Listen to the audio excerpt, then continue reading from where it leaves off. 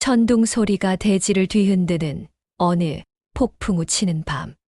서늘한 죽음의 기운을 머금은 채 대장간 문 앞에 쓰러진 정체 모를 사내가 있었죠.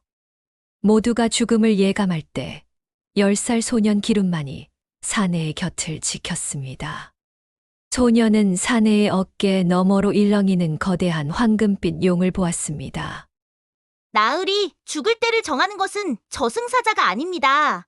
당신의 미간에 서린 제왕의 기운이 지금 죽음마저 거부하고 있기 때문입니다. 피를 흘리며 죽어가는 폐쇄자의 운명을 어린아이가 어떻게 꿰뚫어 본 걸까요? 이 아이는 가문을 멸할 재앙일까요? 아니면 조선을 구할 구원자일까요? 저주받은 천기의 눈을 가진 아이의 그 기막힌 사연이 지금 시작됩니다. 본격적인 사연 시작 전 구독과 좋아요 한 번씩 부탁드립니다. 그리고 지금 어디서 이 이야기를 듣고 계신지 댓글로 남겨주세요. 사랑합니다. 때는 바야흐로 조선의 당파 싸움이 불꽃처럼 번지던 숙종 시절이었습니다. 경상도 울산목에서도 철광석이 쏟아져 조선의 심장이라 불리던 달천 철장이 오늘의 마을입니다. 수천 명의 광부와 아전들이 들끓는 광산촌에서 산 하나를 넘으면 지독하게 외진 고갯마루가 나타납니다. 이 무성한 숲속에 홀로 쇠를 두드리며 세상과 등지고 사는 사내가 있었습니다. 오늘의 주인공 기룬의 양아버지가 될 투박한 대장장이 만석입니다.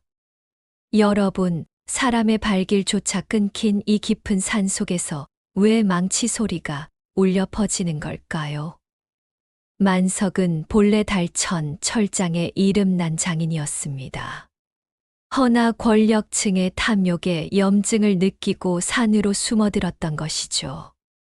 그는 하루 종일 울산 저작거리에서 낫과 호미를 팔고 빈 지게를 진 채 산속 대장간으로 돌아가던 길이었습니다.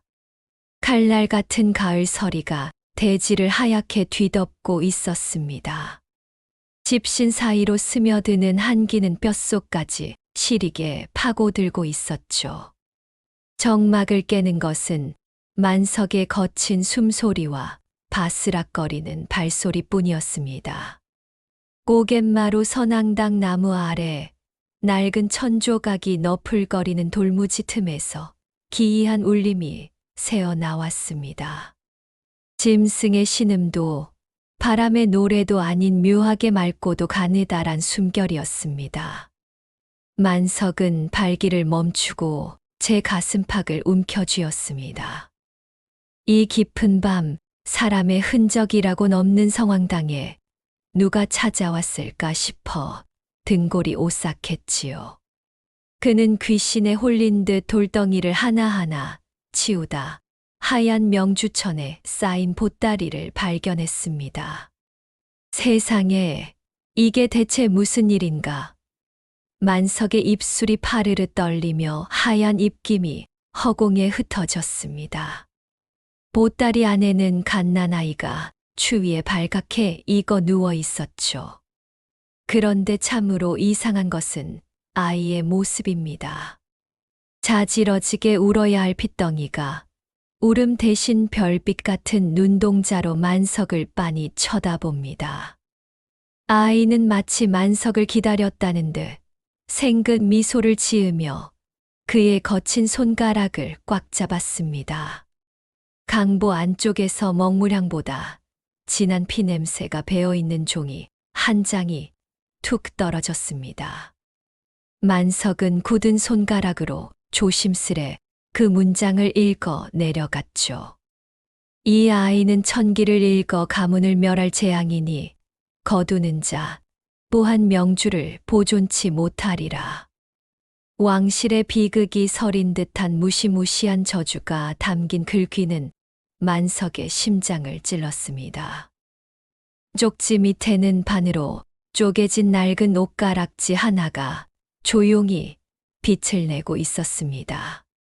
이 아이는 비천한 대장장이인 만석이 감당하기에 너무나도 위험한 신분인 것일까요? 만석은 아이를 다시 차가운 돌무지에 내려놓으려 주춤거리듯 뒷걸음질을 쳤습니다. 가진 것 없는 사내에게 남의 집 재앙까지 짊어질 여력은 단 한 톨도 없었죠. 하지만 그때 아기의 맑은 눈망울이 만석의 두려움 섞인 눈을 똑바로 응시했습니다. 그 눈빛은 세상의 모든 저주를 비웃기라도 하듯 너무나도 투명하고 따뜻합니다. 재앙이라 불린 아이와 세상에서 잊힌 사내의 시선이 그렇게 허공에서 맞물린 것입니다. 재앙, 멸문지화, 어쩌겠느냐. 만석이 헛웃음을 터뜨리며 아이를 다시 가슴팍 깊숙이 고쳐 안았습니다. 내 팔자가 원래 개팔자인데 여기서 더 나빠질 재앙이 다 무엇이더냐. 그는 저주가 적힌 종이를 찢어 달천의 밤바람 속에 날려보냈죠. 아무것도 이를 게 없는 사내에게 하늘의 경고는 그저 가소로운 농담이었기 때문입니다. 오히려 아이의 체온이 만석의 얼어붙은 몸을 훈훈하게 녹여주는 유일한 화로였습니다. 그래, 내 이름은 기론이다. 내게 온 길한 운명이야. 만석의 낮은 목소리가 산기슭에 울려 퍼집니다. 만석은 아이를 품에 넣고 아무도 모르는 산속 자신의 대장간을 향해 발걸음을 옮겼습니다. 주머니 속에 옷가락지는 걸음을 옮길 때마다 묵직하게 존재감을 드러냈죠. 이 가락지가 훗날 어떤 피바람을 몰고 올지 그는 꿈에도 몰랐습니다. 다만 지금은 품 안에서 느껴지는 작은 숨소리가 세상 무엇보다 소중합니다. 어둠을 뚫고 타오르는 산속 대장간의 불빛이 오늘따라 유난히 붉게 빛났고 저주받은 소년과 천한 대장장이의 기묘한 동행, 그 위대한 역사가 시작되고 있었습니다. 산속 대장간의 세월은 풀무질 한 번에 계절이 바뀌듯 빠르게 흘러갔습니다. 매일같이 흩날리는 쇳가루와 뜨거운 불길의 열기가 어린 기론의 놀이터가 되었죠. 대장간 마당에는 항상 비릿한 철 냄새와 주모 박씨가 챙겨온 구수한 미음 냄새가 섞여 있었습니다. 적막한 산등성이를 울리는 것은 규칙적인 망치 소리와 계곡물의 칼칼한 흐름뿐입니다. 찬 바람이 화덕의 열기를 만나 산들산들한 아지랑이를 피워올리는 평화로운 일상이었죠. 만석이 이놈 먹는 것 좀 보게. 아주 장군감이로다. 주막의 박씨 주모가 기론의 입가에 묻은 미음을 정성스레 닦아주며 호탕하게 웃었습니다. 만석은 흐뭇한 눈으로 아이를 바라보며 달궈진 낫을 물통에 담갔죠. 주모 덕분에 이놈 명줄이 이어지는구먼요. 이 은혜를 어찌 다 갚을지 모르겠습니다. 애끼, 이 사람아, 험한 산속에서 아이 키우는 게 어디 보통 일인가. 이놈 눈망울 좀 보게. 예사 아이가 아니지 않나. 주모의 말대로 기론은 자랄수록 눈빛이 맑아졌고 때로는 어른조차 꿰뚫어 보는 듯한 깊이를 가졌습니다. 기론이 5살 되던 해 어느 날 대장간 화덕의 불길이 유난히 시뻘겋게 타오르던 날이었습니다. 만석은 울산 관아에서 주문한 대형 가마솥을 벼리느라 온몸이 땀범벅이었습니다. 기론아, 저리 가서 놀 거라. 아버지가 지금 큰일을 해야 한단다. 만석이 소매로 이마에 땀을 훔치며 불길을 살폈죠. 하지만 기론은 평소와 달리 만석의 옷자락을 붙잡고 부들부들 떨기 시작했습니다. 아이의 작은 어깨가 낙엽처럼 파르르 떨리는 모습에 만석은 불길한 예감이 들었습니다. 아버지, 안 돼요. 저기 아궁이 속에 시커먼 도깨비가 날뛰고 있어요. 기룬이 덜덜 떨리는 손가락으로 화덕 깊숙한 곳을 가리키며 외쳤습니다. 도깨비라니. 기룬아, 아버지가 지금 바쁘니까 나중에 이야기하자꾸나. 아니에요. 저 불꽃이 지금 아버지를 집어삼키려 한다고요. 제발 나오세요. 기룬의 눈동자가 평소와 달리 새파란 빛을 띠며 공포로 번뜩였습니다. 아이는 울먹이며 만석을 화덕 밖으로 필사적으로 끌어당겼죠. 만석은 아이의 절박한 눈빛에 무언가 잘못되었음을 직감했습니다. 평소 조용하던 아이였을 뿐 이토록 자지러지게 소리를 지른 적은 단 한 번도 없었기 때문입니다. 그는 망치를 내려놓고 기룬을 번쩍 안아 대장간 마당 밖으로 몸을 날렸습니다. 그 순간 구르릉 하는 괴성과 함께 거대한 화덕이 폭발하고 말았죠. 시뻘건 쇳물과 파편들이 만석이 서 있던 자리를 순식간에 덮쳤습니다. 여러분, 만약 기룬이의 외침이 없었다면 만석의 운명은 어떻게 되었을까요? 폭발의 굉음이 가라앉고 대장간에는 자욱한 연기만이 가득했습니다. 만석은 품 안에서 바들바들 떨고 있는 기룬을 꼭 껴안았습니다. 괜찮으냐? 기룬아, 아버지를 보거라. 만석의 목소리는 떨리고 있었고 그의 심장은 미친 듯이 뛰었습니다. 기룬은 만석의 품에 얼굴을 묻은 채 젖은 목소리로 속삭였죠. 무서워요, 아버지. 제가 이상한 걸 본 걸까요? 제가 나쁜 아이라서 그런 건가요? 만석은 아이의 뺨을 타고 흐르는 눈물을 닦아주며 깊은 생각에 잠겼습니다. 선앙당 쪽지에 적혀 있던 재앙이라는 두 글자가 뇌리를 스쳤기 때문입니다. 하지만 만석은 결코 아이를 탓하지 않기로 마음먹었습니다. 아니다, 기룬아. 너는 나쁜 아이가 아니란다.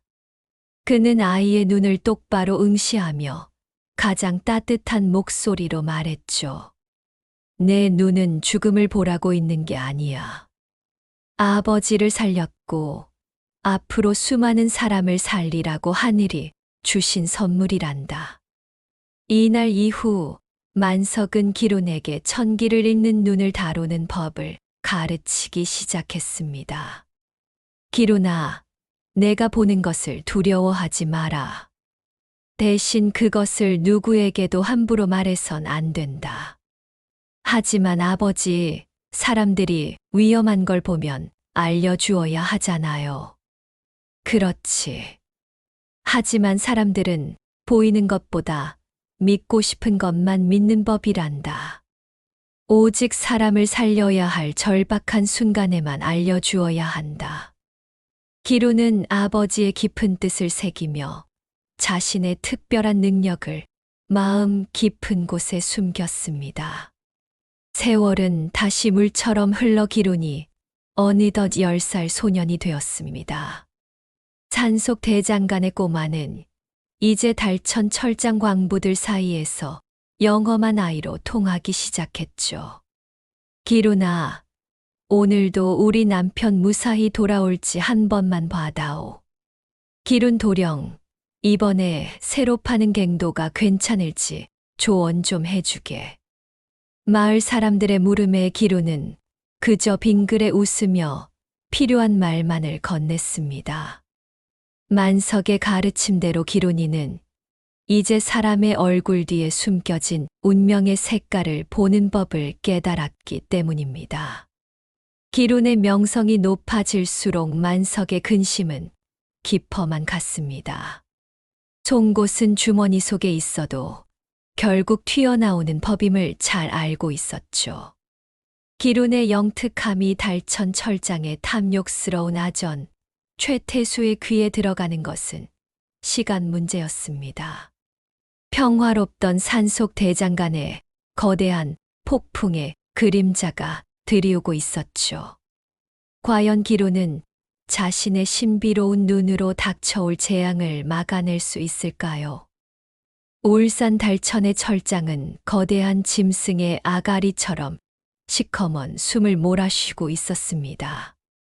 날카로운 쇳가루가 눈가에 따갑게 박히고 자욱한 먼지가 폐부 깊숙이 스며들었죠.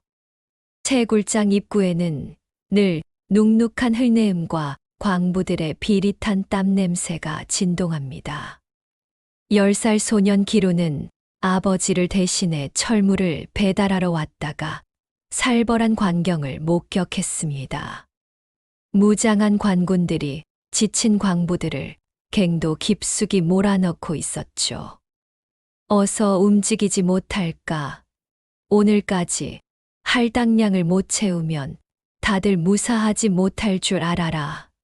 최태수의 신복인 박주부가 채찍을 휘두르며 소리쳤습니다.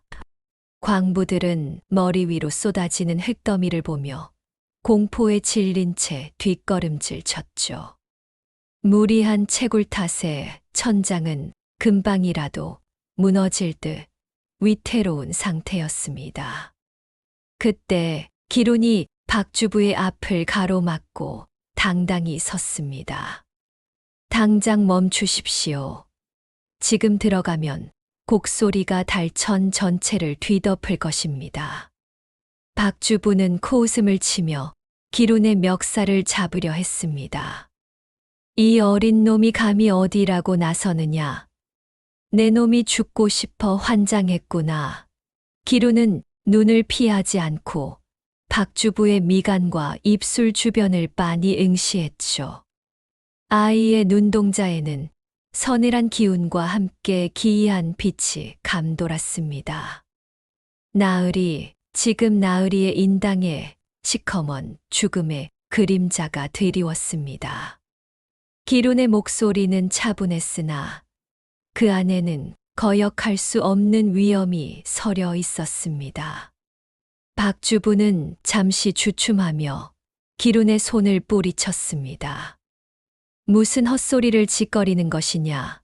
당장 비키지 못할까. 기룬은 더욱 차가운 목소리로 쐐기를 박았습니다. 오늘 갱도에 들어가면 나으리는 오늘부로 상주가 될 상입니다. 이 한마디의 현장은 얼음물이라도 끼얹은 듯 순식간에 정적이 흘렀습니다. 주변에 있던 광부들은 기룬의 영험함을 알기에 수군거리기 시작했죠. 기룬이 말이 틀린 적이 없다네. 들어가면 안 돼. 박주부는 화를 내며 발을 때려 했으나 왠지 모를 한기에 몸을 떨었습니다. 그 순간 지면이 크게 흔들리며 우르르 하는 굉음이 터져 나왔습니다. 방금 들어가려던 갱도 입구가 거대한 바위와 함께 무너져 내린 것이죠. 자욱한 먼지 구름 속에서 광부들은 가슴을 쓸어내리며 기룬의 앞에 넙죽 절을 했습니다. 살려주어서 고맙다, 기룬아. 내가 우리 목숨을 구했구나. 박주부는 넋이 빠진 얼굴로 주저앉아 입만 벙긋거릴 뿐입니다. 이 신묘한 소문은 발없는 말보다 빠르게 최태수의 집무실에 닿았습니다. 뭐라, 아이가 붕괴를 예견하고 박주부의 상을 마쳤단 말이냐?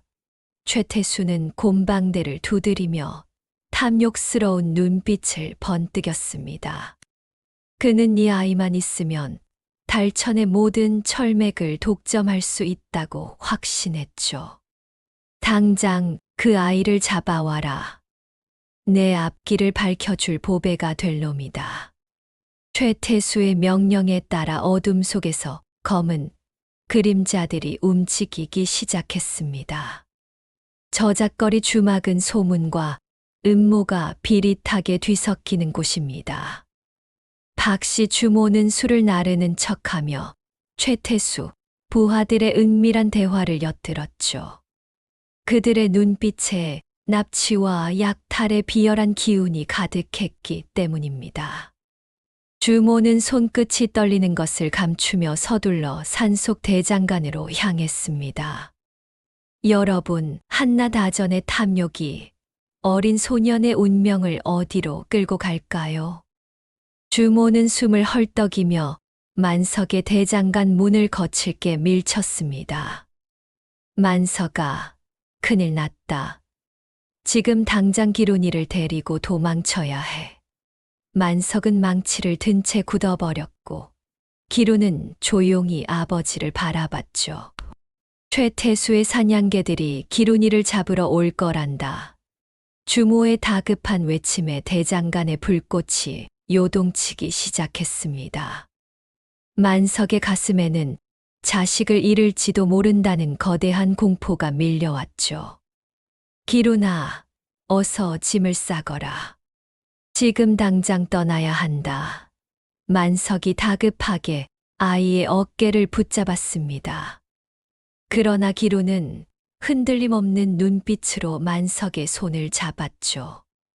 아버지, 도망친다고 해결될 일이 아닙니다. 기론의 목소리에는 10살 아이답지 않은 묵직한 결의가 담겨 있었습니다. 폭풍 전야의 정적이 산속 대장간을 무겁게 짓누르기 시작했습니다. 기론의 비범함이 마침내 거대한 악의 마수에 걸려든 셈입니다. 달천의 밤은 어느 때보다 어둡고 길게만 느껴졌습니다. 주모 박씨는 대장간 주변을 살피며 관군들의 움직임을 감시했습니다. 만석아, 저놈들이 벌써 산 아래까지 당도한 모양이다. 기론은 가만히 눈을 감고 다가올 운명의 기운을 읽어내렸습니다. 아버지를 지키기 위해, 그리고 자신의 삶을 지키기 위해 소년은 결단을 내려야 했습니다. 대장간의 화덕은 주인들의 불안을 아는지 더욱 뜨겁게 타오를 뿐입니다. 무거운 빗줄기가 대장간의 낡은 지붕을 사정없이 때렸습니다. 만석은 차가운 쇠사슬에 묶인 채 관군들에게 끌려갔죠. 기론의 눈앞에는 아버지가 남긴 선명한 핏자국이 보였습니다. 최태수가 파놓은 철도둑이라는 비열한 함정 때문입니다. 울산 관아의 지하 옥방은 지독한 곰팡이 냄새로 가득했습니다. 만석은 차가운 바닥에 쓰러져 거친 숨을 몰아쉬고 있었죠. 그는 기론이 걱정되어 눈도 감지 못했습니다. 자신의 목숨보다 아이의 안위가 더 중요했기 때문입니다. 산속 대장간에는 주인 잃은 화덕만이 차갑게 식어갔습니다. 주모 박씨는 다급히 술수레를 정비하기 시작했습니다. 그녀의 손은 긴장감에 하얗게 질려 떨리고 있었죠. 기론은 커다란 술 항아리 뒤쪽 좁은 틈에 몸을 숨겼습니다. 아버지를 구해야 한다는 일념이 공포를 이겨낸 것입니다. 박 씨는 기론의 머리를 쓰다듬으며 굳은 결심을 했습니다. 기론아, 숨소리조차 내면 안 된다. 알겠느냐? 기론은 대답 대신 박 씨의 손을 꽉 쥐었습니다. 수레가 덜컹거리며 빗길을 뚫고 관아로 향했죠. 바퀴가 진흙탕에 빠질 때마다 기론의 심장도 요동쳤습니다. 관아 정문의 삼엄한 감시를 뚫어야 했기 때문입니다. 이 비를 뚫고 웬 술수레냐? 당장 멈춰라. 수문장의 고함 소리에 수레가 급히 멈춰 섰습니다. 기론은 숨을 멈추고 항아리 벽에 몸을 바짝 붙였죠. 박 씨는 억지 웃음을 지으며 수문장에게 술병을 내밀었습니다. 관군들이 지친 몸을 달래려 경계를 늦춘 덕분입니다. 그 시각 관아 안쪽 최태수의 집무실은 화려하고도 은밀했습니다. 방 안에는 비릿한 향취와 고약한 담배 연기가 자욱했죠. 최태수는 빼돌린 장부를 살피며 탐욕스러운 미소를 지었습니다.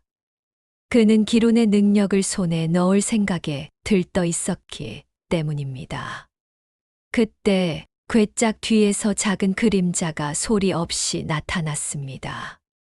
나으리, 밤길에 잠은 잘 오시는지 궁금합니다. 기론의 차분한 목소리가 정적을 깨고 방 안에 울렸습니다. 최태수는 경악하며 곰방대를 탁자에 거칠게 내려놓았죠. 이놈, 내가 여기가 어디라고 발을 들이느냐. 기론은 흔들림 없는 눈으로 최태수의 미간을 응시했습니다.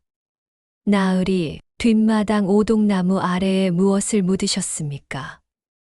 기론의 한마디에 최태수의 얼굴이 흙빛으로 변했습니다.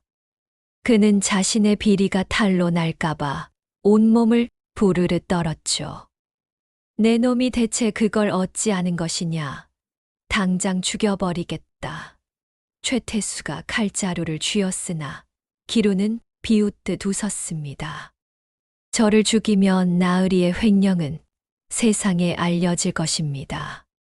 기론은 오히려 최태수에게 한 걸음 더 다가갔죠. 제 아버지를 풀어주시면 그 철들을 흔적 없이 녹여드리겠습니다. 증거를 인멸해주겠다는 제안은 최태수에게 달콤한 독배였습니다. 기론은 악인의 탐욕을 정확히 꿰뚫어 보고 있었기 때문이죠. 최태수는 깊은 고민 끝에 비릿한 미소를 지었습니다. 좋다. 내 애비를 풀어주마. 대신 실패하면 둘 다 죽을 줄 알아라. 기론은 아버지를 구했다는 안도감에 다리가 휘청거렸죠. 하지만 이것은 끝이 아니라 더 큰 지옥의 시작이었습니다. 최태수가 감시를 위해 관군들을 대장간으로 보냈기 때문입니다. 만석은 만신창이가 된 몸으로 대장간에 돌아왔습니다. 기론은 아버지의 상처를 닦으며 말없이 눈물을 흘렸죠. 대장간 밖에는 관군들이 서슬퍼런 칼을 차고 서 있었습니다. 비바람은 더욱 거세지며 산하를 삼킬 듯 몰아쳤습니다. 이제 대장간은 창살 없는 감옥이 되어버린 것입니다. 만석은 기론을 끌어안고 낮은 목소리로 속삭였습니다. 미안하다, 기론아. 못난 아비 때문에 내가 고생이구나. 기론은 아버지의 품 안에서 조용히 고개를 저었죠. 소년의 눈은 창밖의 폭풍우보다 더 매섭게 빛났습니다. 진정한 용이 나타나길 기다리는 어린 호랑이의 눈빛입니다. 하늘이 무너질 듯한 천둥 소리가 산속 대장간을 집어삼켰습니다. 억수같이 쏟아지는 빗줄기는 마당을 감시하던 관군들의 시야를 완전히 가려버렸죠. 만석은 욱신거리는 몸을 이끌고 화덕 앞에 앉아 깊은 한숨을 내뱉었습니다. 아전 최태수가 횡령한 철을 녹여야 한다는 압박감이 가슴을 짓눌렀기 때문입니다. 여러분, 악인의 죄를 덮어주어야만 살 수 있는 이 기막힌 운명을 어찌해야 할까요? 그때 대장간의 허름한 판잣문이 거칠게 부서지며 누군가 안으로 쓰러졌습니다. 비바람과 함께 들이친 자는 온몸이 피떡이 된 채 헐떡이는 낯선 사내였죠. 누더기 같은 옷차림 사이로 선명한 자창이 보였고 빗물과 피가 섞여 바닥을 붉게 적셨습니다. 만석은 소스라치게 놀라며 구석에 있던 망치를 움켜쥐었습니다. 관군들이 들이닥친 줄 알고 심장이 입 밖으로 튀어나올 것 같았기 때문입니다. 아버지, 저분을 좀 보세요. 기론의 외침이 빗소리를 뚫고 날카롭게 울렸습니다. 사내를 살피러 다가가던 기론은 그 자리에서 얼어붙은 듯 멈춰 섰죠. 소년의 눈동자가 평소보다 수십 배는 더 밝고 찬란한 금빛으로 넘실거렸습니다. 기론의 시야에는 피투성이 사내의 뒤편으로 거대한 형상이 일렁이고 있었기 때문입니다. 그것은 대장간의 천장을 뚫고 나갈 듯 웅장한 황금빛 용의 기운이었습니다. 기론은 떨리는 손으로 사내의 어깨 너머 허공을 가리켰습니다. 저 아재 뒤에 구름을 가르는 용이 서 있습니다. 저분은 보통 사람이 아니에요. 만석은 아들의 말에 숨을 들이켜며 사내의 품에서 떨어진 물건을 집어들었죠. 그것은 비단 보자기 속에 소중히 감춰져 있던 부러진 검 한 자루였습니다. 칼날은 처참하게 잘려나갔으나 손잡이의 문양은 만석의 눈을 멀게 할 만큼 정교했습니다. 이것은 왕실의 상징인 봉황문이 아니냐. 만석의 목소리가 사정없이 떨렸습니다. 과거 달천 철장의 최고 장인으로 있을 때 딱 한 번 본 적이 있는 고귀한 문장이었죠. 만석은 사내의 얼굴을 닦아내고는 충격에 휩싸여 바닥에 주저앉고 말았습니다. 소문으로만 듣던 영모의 누명을 쓰고 유배지를 탈출한 폐쇄자, 이헌이 분명했기 때문입니다. 대장간 안에는 빗소리보다 무거운 정적이 내려앉았습니다. 이헌은 정신을 잃어가는 와중에도 부러진 검의 손잡이를 결사적으로 움켜쥐었죠.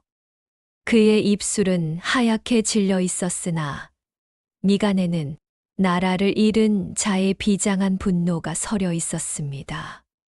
만석은 밖에서 들려오는 관군들의 발소리에 급히 가마니로 이헌을 덮어 가렸습니다. 대역죄인을 숨겨준 것이 들통나는 순간 대장간은 피바다가 될 것이 불보듯 뻔했기 때문입니다. 기루나, 이분은 우리가 감당할 수 있는 분이 아니다. 당장 내보내야 해. 만석은 공포에 질려 기론의 어깨를 거칠게 흔들었습니다. 하지만 기론은 오히려 이헌의 차가운 손을 꼭 잡으며 고개를 저었죠. 아닙니다, 아버지. 이분은 하늘이 내린 진짜 주인입니다. 제가 본 용은 상처를 입었으나 눈빛만큼은 여전히 세상을 호령하고 있었어요. 소년의 목소리에는 거스를 수 없는 천기의 무게가 담겨 있었습니다. 기루는 화덕 옆에 쌓인 최태수의 횡령한 철더미를 가리켰습니다. 저 더러운 철들을 녹여 이분의 보검을 새로 만드셔야 합니다. 만석은 미쳤다며 손사래를 쳤으나 기론의 눈빛은 흔들림 없이 아버지를 꿰뚫었습니다. 악인의 탐욕으로 왕의 칼을 벼리는 것, 그것이야말로 꼬여버린 조선의 운명을 바로잡는 시작이기 때문입니다. 기론은 이미 이 거대한 도박의 결말을 내다보고 있었습니다. 만석은 아들의 단호한 결의에 홀린 듯 풀무 손잡이를 움켜쥐었습니다. 대장간 밖의 관군들은 폭풍우를 피해 술판을 벌이느라 아내 상황을 전혀 눈치채지 못했죠. 화덕의 불꽃이 이헌의 창백한 얼굴과 기론의 빛나는 눈동자를 동시에 비추었습니다. 만석은 최태수의 토철을 용광로 속에 쏟아붓고는 망치를 높이 치켜들었습니다. 진정한 왕의 귀환을 알리는 첫 번째 망치질이 시작되려던 찰나였습니다. 아버지, 서두르셔야 합니다. 불길 속에 용의 울음소리가 들리기 시작했어요. 기루는 화덕에서 뿜어져 나오는 열기를 온몸으로 받아내며 지시했습니다. 만석의 근육이 비명을 질렀으나 그는 멈추지 않고 매질을 이어갔죠. 최태수의 비리 증거인 철들이 녹아내리며 가장 순수한 기운만을 남기기 시작했습니다. 빗소리를 뚫고 울려 퍼지는 쇳소리는 마치 세상을 깨우는 거대한 맥박처럼 들렸습니다.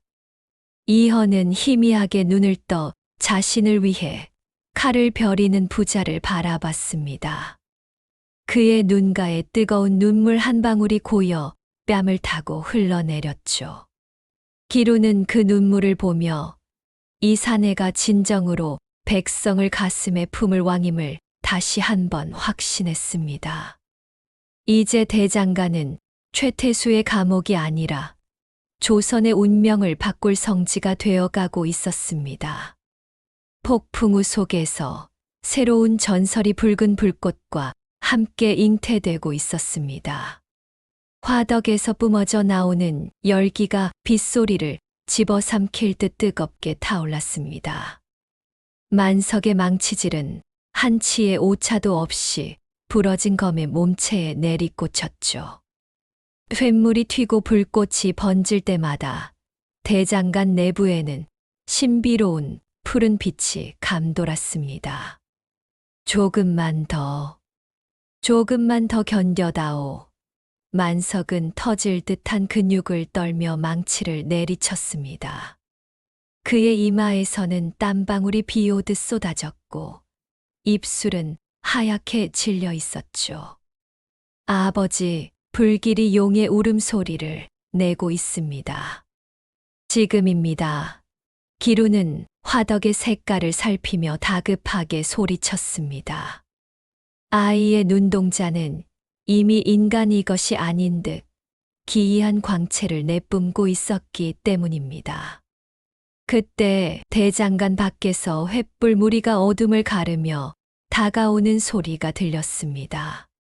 최태수가 관군들을 이끌고 대장간 마당을 완전히 포위해버린 것이죠.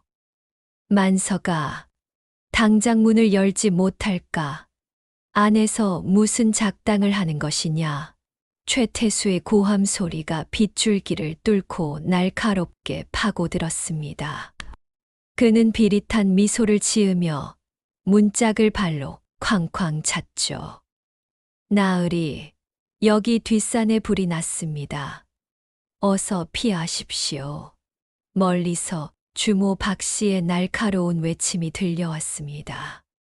그녀는 마을 사람들과 함께 징을 치며 관군들의 시선을 분산시켰죠. 불이라고?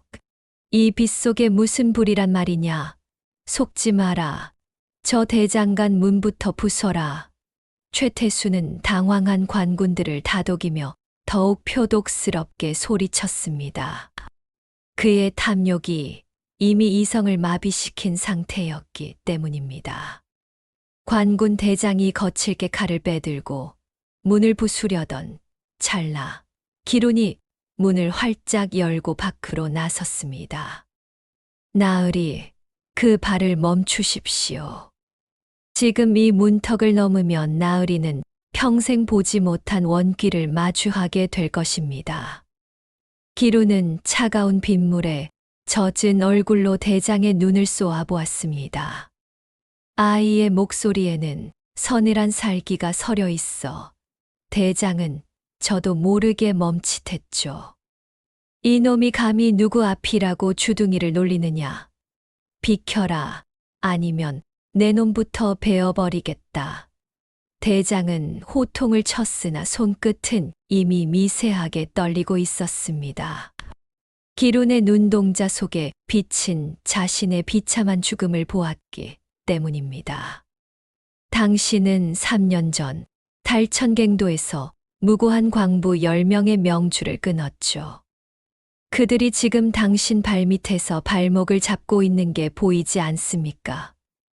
기룬의 폭로의 대장은 비명을 지르며 뒷걸음질 쳤습니다. 소녀는 악인의 약점을 정확히 파헤쳐 그들의 정신을 무력화시킨 것이죠. 그 순간 대장간 안에서 치익하는 날카로운 소음과 함께 푸른빛이 대장간 밖까지 뿜어져 나왔습니다. 완성이다. 진정한 주인의 칼이 드디어 다시 태어났구나. 만석의 우렁찬 외침과 함께 이헌이 보검을 쥐고 밖으로 걸어 나왔습니다. 푸른 광채를 내뿜는 칼날은 최태수의 토철로 벼려졌으나 그 어떤 명검보다 고결했죠. 네, 내 놈은 폐세자 이헌이 아니냐. 저놈들을 당장 잡아라. 최태수가 경악하며 손가락질했으나 관군들은 이헌의 위험에 눌려 꼼짝도 못했습니다. 이헌은 검을 가볍게 휘둘러 관군들의 창들을 단숨에 동강냈죠. 탐욕으로 벼린 칼이 정의를 세우는구나. 기루나 만석아. 그대들의 은혜는 죽어도 잊지 않겠다.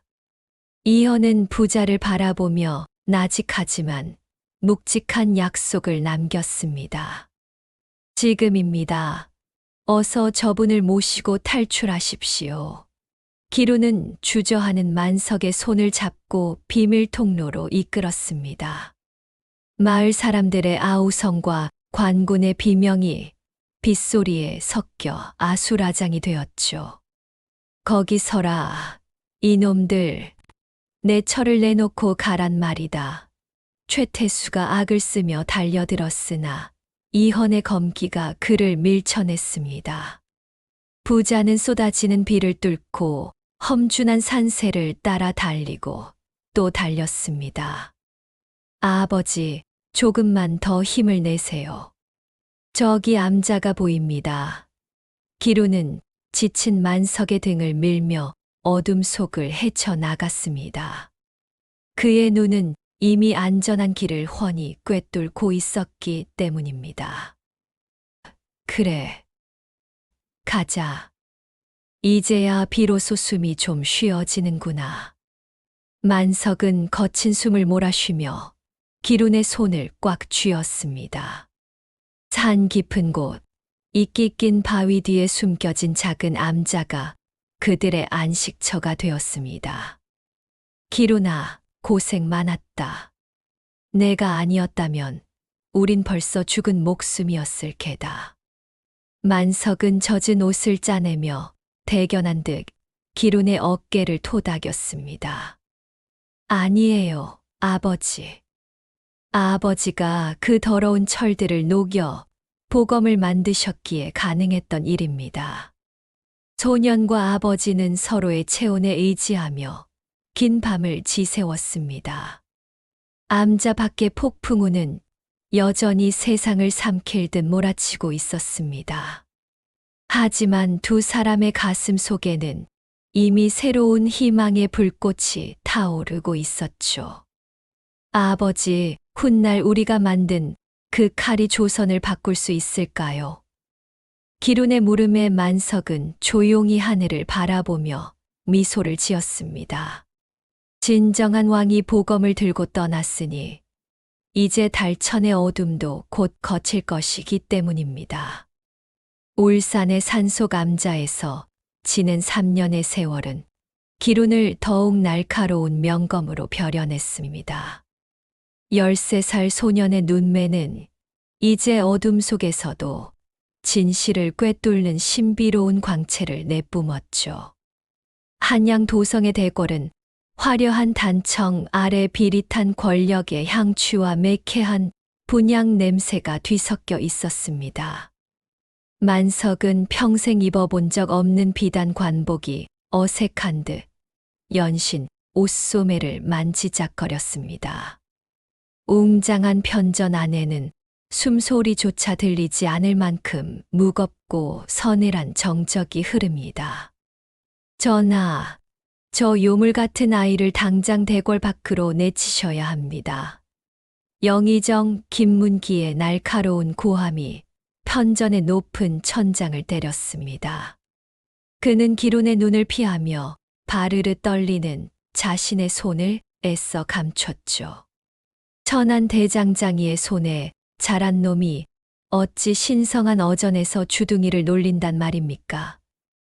이는 전하를 능멸하는 처사입니다. 김문기의 뒤에 선 대신들도 일제히 엎드리며 통곡 섞인 비난을 쏟아냈습니다. 그들은 기론의 눈에 자신들의 추악한 탐욕과 숨겨둔 비리가 들통날까 공포에 질려 있었기 때문입니다. 기론은 그들을 비웃듯 차분하게 고개를 들어 대신들의 면면을 살폈습니다. 소년의 눈동자에는 3년 전보다 더욱 깊고 푸른 기운이 소용돌이치고 있었죠. 김대감, 저를 요물이라 부르시기 전에 대감의 얼굴에 서린 피비린내부터 닦으시는 게 어떻습니까? 기론의 목소리는 낮았으나 편전 전체를 압도하는 기묘한 힘이 있었습니다. 대감의 인당에는 억울하게 죽은 수백 명의 원혼이 검은 그림자로 내려앉아 있습니다. 그들의 비명이 대감의 귀에는 정녕 들리지 않는 모양이죠. 김문기는 경악하며 뒷걸음질 쳤고 편전 안은 순식간에 아수라장이 되었습니다. 왕위에 오른 이헌이 옥좌에서 천천히 일어나 대신들을 내려다보았습니다. 그의 허리춤에는 3년 전 만석이 벼려준 그 푸른 보검이 찬란한 위용을 자랑하며 채워져 있었죠. 그만하라. 짐은 오늘 이 아이의 입을 통해 조선의 뒤엉킨 천명을 바로잡으려 한다. 이헌은 단상 아래로 내려와 기론에게 따뜻한 눈길을 보냈습니다. 기론아, 13년 전 선앙당에서부터 이어온 너의 진실을 이제 이 무지한 자들에게 보여주거라.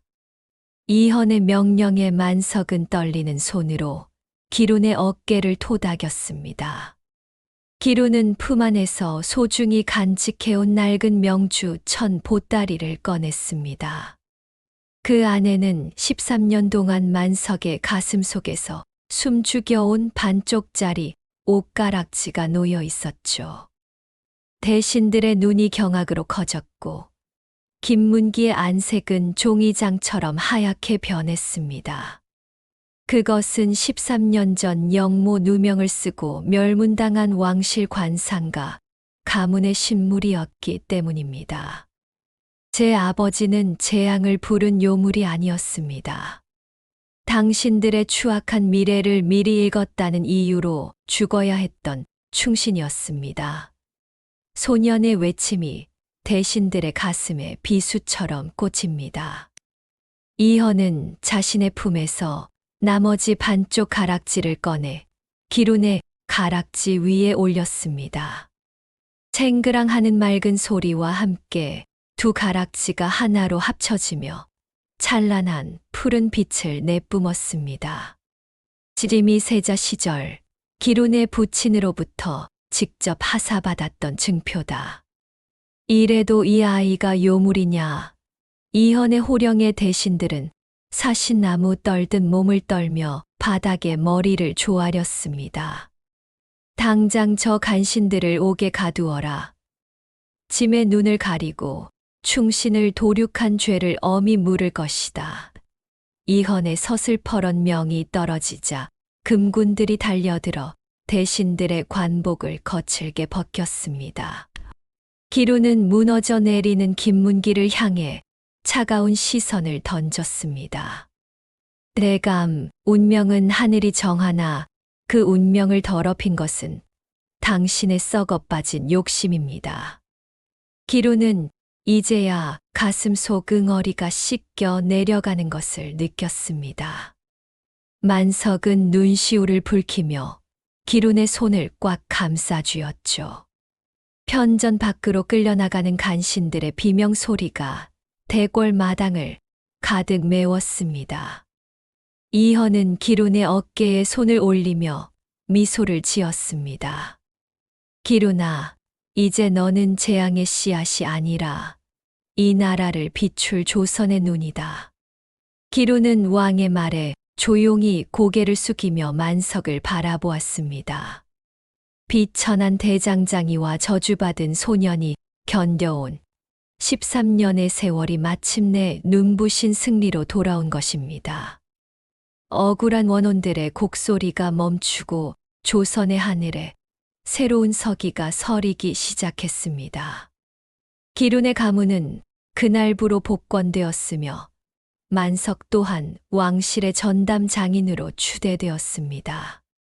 하지만 기룬은 화려한 금장식보다 아버지의 거친 손마디가 더욱 소중하다는 것을 잘 알고 있었습니다. 소년의 눈은 이제 복수를 넘어 더 넓은 세상을 향해 빛나고 있었죠. 권력의 소용돌이 속에서도 굴하지 않은 대장장이, 부자의 진심이 차가운 옷가락질을 따뜻하게 데우고 있었습니다. 진정한 정당성은 신분이 아니라 그들이 벼려온 의지에 있었기 때문입니다. 한양 도성의 새벽은 고결한 묵향과 화려한 비단 소리로 가득했습니다. 대궐의 뜰에는 이슬 머금은 꽃향기가 진동하고 매끄러운 화강암 바닥이 차갑게 빛나죠.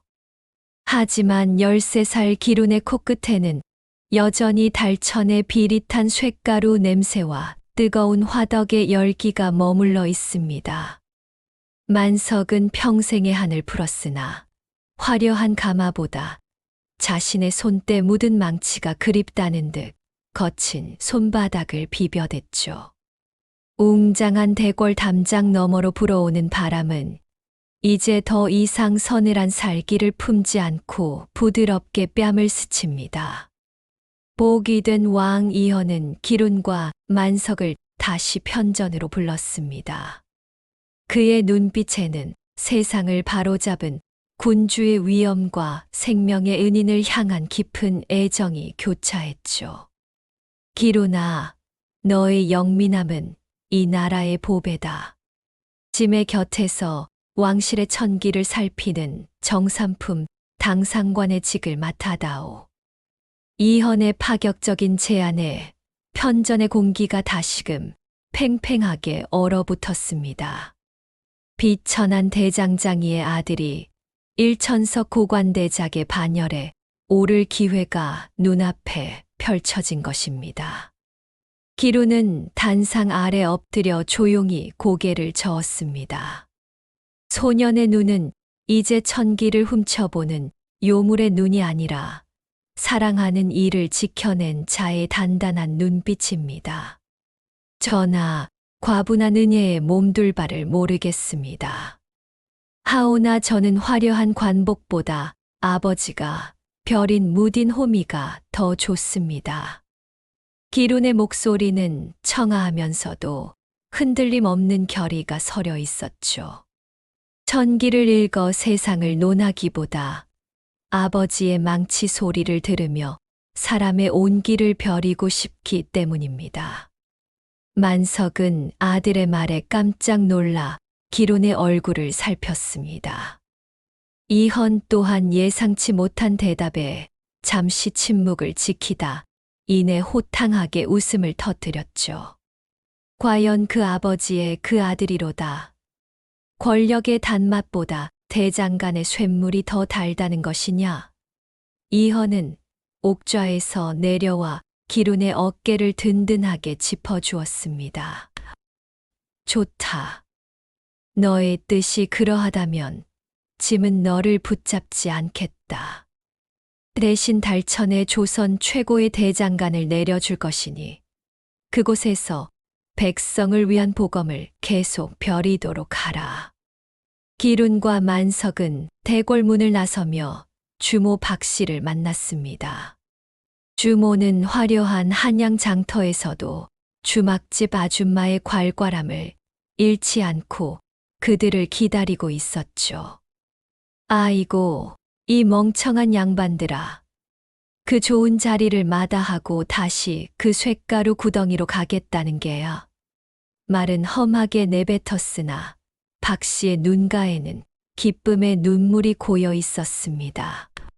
여러분, 금이환향의 길에 이보다 더 든든한 동반자가 또 어디 있겠습니까? 그 무렵 울산 달천 철장에서는 소름 끼치는 소식이 들려왔습니다.